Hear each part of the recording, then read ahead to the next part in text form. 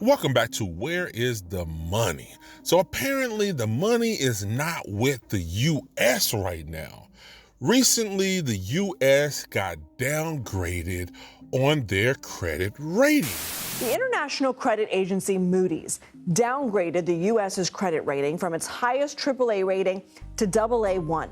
Moody cited the growing U.S. debt, currently at about $36 trillion, and the inability of politicians on both sides to manage it. This means the U.S. does not have a perfect credit rating at any of the three major credit agencies for the first time since the invention of government credit ratings in the 1910s.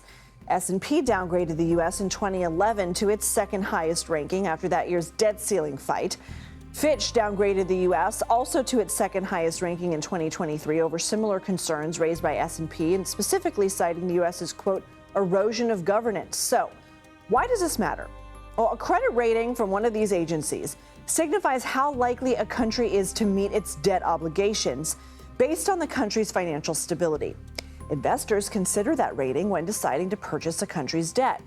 If a country has a lower rating, it might have to pay more in interest to get a loan for investor finance projects like building new highways. While financial experts have warned that the downgrade could lead the Treasury Department to raise interest rates as a trickle-down effect from investors charging the U.S. government higher interest rates to borrow money, they also say it's unlikely for investors to stop wanting to buy the U.S.'s debt as an investment. That's because the U.S. is still considered a safe place to invest and highly unlikely to default on its loans. Well, as it was explained to me, the U.S. as a country has a credit score, just like we all have a credit score, and it's all based on your debt to income ratio and the likeliness of you being able to pay back your debts. They're basically saying people do not have a lot of confidence in the U.S. being able to pay back their debts, which is kind of a problem in a lot of different categories. Dino, why did Moody's downgrade the U.S. credit rating? Is that a big deal? Or what do you think about that? Well, in the grand scheme of things, for that downgrade, it's not that big of a deal. It is a big deal, but it's not based on what they just did, because there are three credit reporting agencies for institutions and sovereigns and countries, whatever, right? Fitch, S&P, Moody's, right? S&P downgraded us already in 2011. Fitch downgraded us in 2023. So Moody is just playing catch up to downgrade us. But from a downgrade perspective, I don't think the markets care. It's already recovering right now. But I think what it really means is this. We're getting downgraded as not having the highest credit rating because our deficits keep ballooning. Shocker, like we all didn't know that, right? And the fear is future inflation. And when you get downgraded because there's a concern that we're not going to be able to, we're going to continually have to keep it, we're going to continually have this problem of paying our bills, paying our interest service, and the rates are high and it keeps rising and rising and rising. It's like when you lend money to someone who has no debt or someone who has a lot of debt, which one's more risky? Right. Someone who has a lot of debt, right? And our situation is tough because every year, every administration, every political cycle, it doesn't change. It just gets worse. Our deficit grows.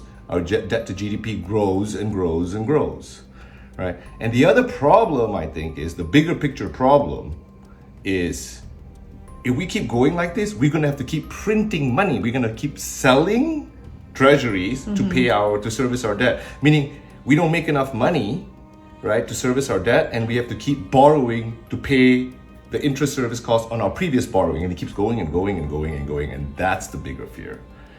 That's, I think, what people should be focusing on. Right. The funny thing to me, and I always thought about this, if America, us the people, was financially responsible, as they say, far as don't overspend, watch your budget, live under your means, and become the epitome of financially responsible individual, our economy would tank, because our economy is heavily based off of consumer spending. What is it, like 60-70% of the GDP and the overall income in this country comes from consumer spending? and they spend millions of dollars trying to convince us to buy a bunch of stuff we don't need. And that in itself increased the share prices of companies.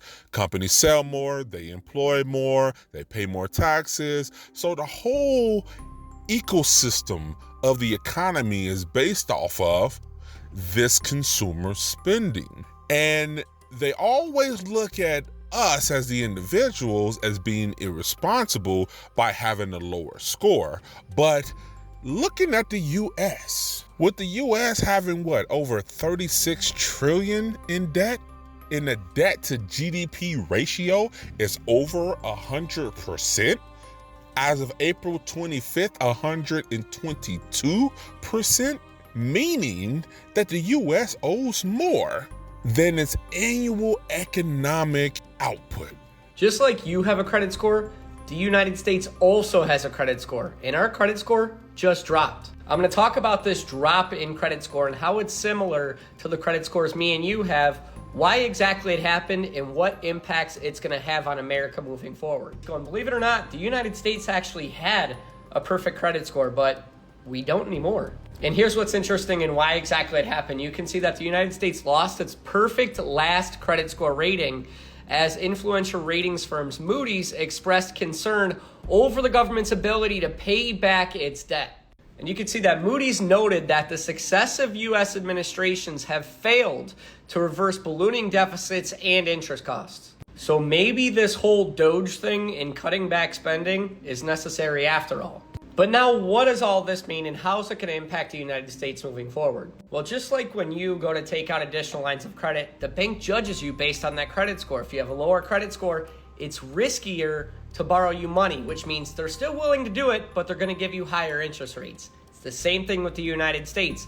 If the credit rating drops, investors that are investing into America say, yeah, it's a little bit risky right now because you have so much debt. We're going to charge you a little bit extra interest. And this also makes it more expensive for the United States to borrow money to pay for things like infrastructure, defense, and healthcare. The next thing it does is it reduces the confidence in the United States dollar. Right now, the United States dollar is a global reserve currency, meaning that a lot of countries prefer to use it for global trade, which means that there's a lot more security within the United States because people rely on their currency. If the credit rating starts to go down, more countries start to lose confidence in that dollar, and they could potentially lose this advantage they have of being the global reserve currency. And I shouldn't have to tell you that's not great for the United States. Now, in order to make up for this higher borrowing cost, what does the Federal Reserve do? They raise the interest rates, which means the interest rates on homes, personal loans, cars, things like that. Those interest rates go up, which means it directly impacts the American public. So now you can see why this idea of Doge coming in and cutting out wasteful spending is important, because our credit score as a country impacts everybody. And there it is. The U.S. interest payments on that national debt is over 1.8 trillion annually. So that means they got to make a payment of 1.8 trillion every year, pay down the minimum payments on that $36 trillion debt. Who's not being responsible now? Now, although I do not agree with Doge strategy and their approach to cutting costs to get that debt knocked down, I will say it is needed for us to get that debt under control, especially now that our U.S. credit rating has been downgraded. So what do you guys make of this? Do you feel like this is a big deal? The U.S. credit rating being downgraded like this, that can affect the U.S. dollar, that can affect the U.S. currency and world trade, that can affect our ability to pay our debts down. It can affect us in a number of different ways. Put your comments below. Let's talk about it. This is Where is the Money? Talk to you soon.